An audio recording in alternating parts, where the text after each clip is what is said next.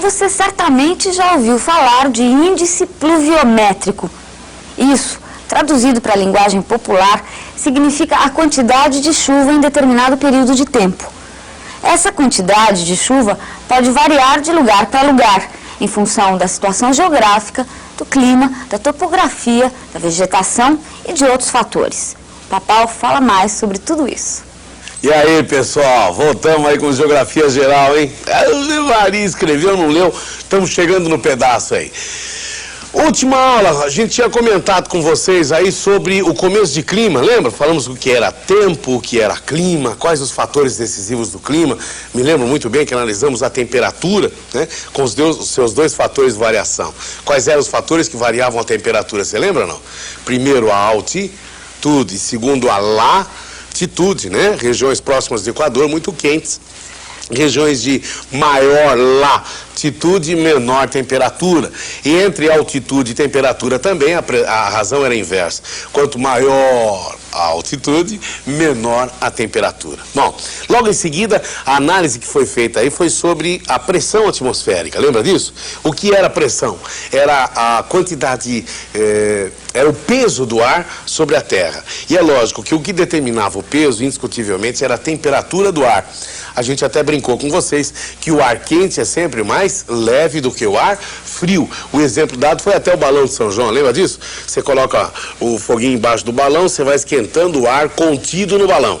Primeira coisa que acontece, inclusive, importante lembrar isso aí, o ar de dentro do balão, mais aquecido, se torna mais disperso. Tanto é verdade que ele faz o balão inflar. O balão infla em função do quê? Do aquecimento do ar. Tanto é verdade que quando ele não está bem colado, é nessa hora que o balão se rompe, né? E aí sai o ar fora, pegou fogo no balão, você se danou. Bom, mas e daí? Conforme aquece o ar dentro do balão, o ar se torna mais disperso, então ele fica mais leve. Aí o ar de fora é que faz o balão subir. Vai com aqueles bilhetinhos, né? A mãe de quem pegar tá não sei o que lá. Usamos essa história aí.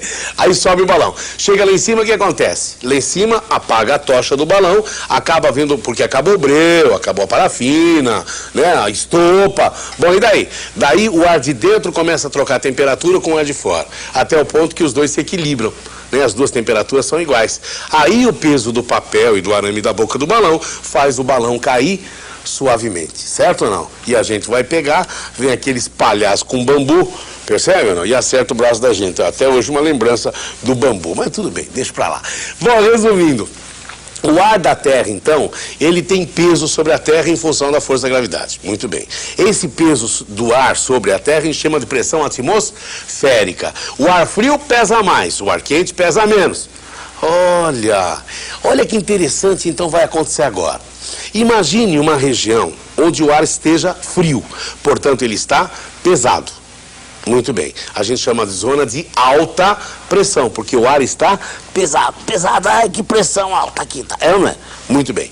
Imagine uma outra região próxima, onde por algum motivo o aquecimento solar foi maior, portanto está havendo irradiação e o ar daqui está mais quente. Se o ar está mais quente, ele está subindo, ele está leve, zona de baixa pressão.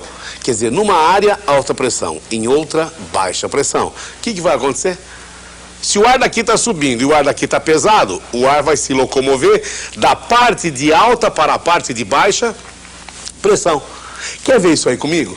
Vamos analisar no computador, você vai ver que eu tenho um desenho aqui legal para você acompanhar. Quer ver? Ó? Olha que gracinha isso aqui, ó.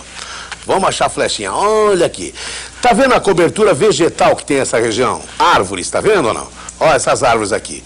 Essas árvores, com certeza, impedem que o sol incida sobre a Terra de forma incisiva, direta. Então, aqui vai haver menor irradiação do que, por exemplo, aqui, onde não tem nenhuma cobertura vegetal. Isso quer dizer, então, que nessa região com cobertura vegetal não há tanta irradiação, consequentemente, o ar é mais frio, portanto, mais pesado, portanto, maior pressão. Então, aqui, zona de alta pressão. Muito bem. Vem para cá, ó. Nessa área não há cobertura vegetal. Então, há maior irradiação, porque é a maior incidência do Sol na superfície. Havendo maior irradiação, com certeza o ar fica mais quente. Ficando mais quente, ele se torna mais leve. Se tornando mais leve, ele acaba subindo. O ar está subindo, subindo. Por que o ar está subindo? Porque ele está mais quente. Então aqui é uma zona de baixa pressão. Vamos resumir. A zona com cobertura vegetal está mais fria, automaticamente grande pressão, maior pressão, pressão alta ou alta pressão. Essa região não tem cobertura vegetal, consequentemente você tem maior irradiação, esquentou mais, esquentando mais, maior temperatura, de novo cai a pressão, porque o ar quente é mais leve. O que vai acontecer então? Olha aqui, ó, você está vendo a flechinha aqui, ó. O ar com certeza vai se locomover daqui para cá. Quer dizer, vamos repetir? Vamos? O ar com certeza vai se locomover daqui para cá. O vento é uma simples locomoção de massas de ar que sempre ocorre de uma zona de alta para uma zona de baixa pressão. Que legal, até aí bico, né? Maravilha. O terceiro fator de clima, além de temperatura, que você já viu, pressão que a gente acabou de dar uma repetida, só uma reprisada, o terceiro fator decisivo é a umidade. O que é umidade do ar? É uma certa quantidade de partículas d'água em suspensão na atmosfera. Ah, professor, mas isso é muito geral. Como é que eu vou saber o que é uma certa... Moçada, é fácil. Quando você lava a sua calça jeans, lavou a calça jeans, aí você pendura no varal. Você vai lá e põe a mão nela. Manja, aí enche sua mão d'água. Você fala que a calça está molhada. Muito bem. Deixa a calça jeans lá. Aí você vai lá, põe a mão nela. Você sente que não tem mais água. A sua calça está seca. Molhada, seca. Agora, se você for no varal, colocar a mão na calça jeans e sentir que ainda tem um pouco d'água, não muito a ponto de molhar a mão, e não totalmente ausente a ponto de você não sentir. Se você sentiu que ainda tem uma certa quantidade de água, você fala, minha calça ainda está úmida. Então é isso aí. O que é a umidade do ar? É uma certa quantidade de partículas d'água em suspensão. Professor, não tem um número certo para isso? Não. Sabe por quê? Depende da temperatura do ar. Quando o ar está quente, ele está mais disperso. Cabe mais água no meio. É lógico. Tem mais... Ônibus vazio, cabe mais gente no meio. Ônibus cheio, já não cabe tanta gente. Deu para entender? Então, quando o ar está quente, cabe muita água no meio. Por isso que é normal de manhã, logo cedinho, manja, começa a esquentar, começa as partículas a se separar, cabe água no meio, que é uma beleza. Manja, e no final da tarde, quando o sol vai se pôr, começa a cair a temperatura, as partículas de ar começam a se aglutinar e aquela água em suspensão cai em forma de chuva. Olha, acompanha comigo no computador de novo. Você está vendo aqui, ó. Achamos. Partículas de ar são essas menores, veja bem, e partículas de água, essas maiores. Repare aqui que cabe bastante água no meio desse ar aqui, que com certeza está quente. Agora, por algum motivo, caiu a temperatura. Quando cai a temperatura, é o que você está vendo aqui, o que acontece? As partículas de ar se aproximam, se aglutinam, se juntam. Automaticamente vai caber o quê? Menor quantidade de água entre as partículas de ar. Então a água que havia em excesso foi obrigada o quê? A ser jogada para baixo, foi obrigada a cair. Quando cai a água, a gente chama do quê, gente? Chuva. Olha, então por isso que eu chamo de formação da chuva. Então, peraí. Pela lógica, a umidade só despenca em forma de chuva quando cai a temperatura. Isso é óbvio. Só chove quando cai a temperatura. Então, vamos fazer uma coisa? Existem 3 formas básicas de cair a temperatura. Consequentemente, 3 formas básicas de chuva. Quais são essas 3 formas? Vamos analisar a primeira. Acompanha comigo no computador outra vez, ó. Chuvas de convenção ou de verão. Imagine só, aqui está a Terra, está em azul, mas é a Terra, tá? Está tendo até um laguinho aqui, olha um laguinho, que bonitinho o laguinho, cheio de patinhos nadando. Pergunte para o patinho, qual o seu nome? Ele vai falar, Fabiano, da aula de literatura, é um patão. Olha aqui, ó, aqui a Terra, aqui o lago, muito bem. O Sol vai aquecer a Terra. A Terra vai irradiar calor e esse ar vai subir quente e carregado de umidade. E vai subir o ar todo gostosão. É, não é? E vai levar água junto. Vamos, tá gostosão, tem espaço, vamos que vamos. E o ar vai subir.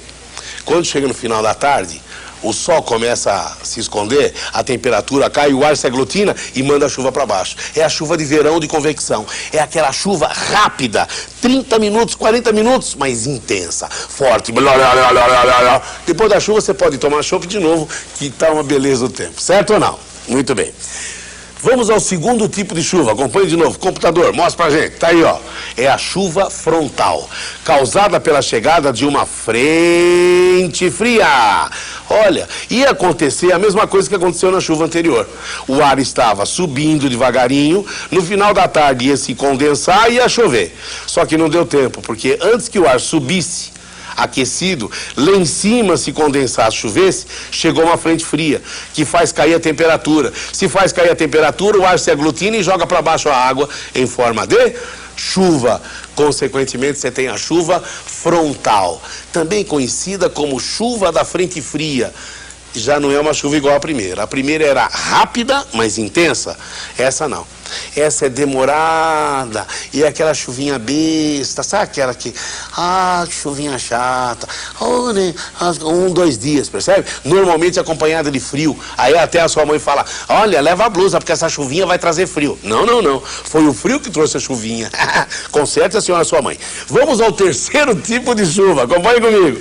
A massa de ar saindo do oceano foi obrigada a subir, porque tinha o relevo aqui, ó, a Serra do Mar, por exemplo. Então, foi uma queda de ar, queda de temperatura, determinada por uma ascensão da massa de ar em função do relevo. É a chuva orográfica ou chuva de relevo. Espero que você tenha entendido os 3 tipos de chuva e esse embasamento de clima, porque nós vamos usar muito a partir de agora, falando de Américas, de Europa, de Ásia, de África, e você entender um pouquinho mais de geografia geral. Tá legal? Até a próxima, um beijão para todo mundo. Tchau, tchau.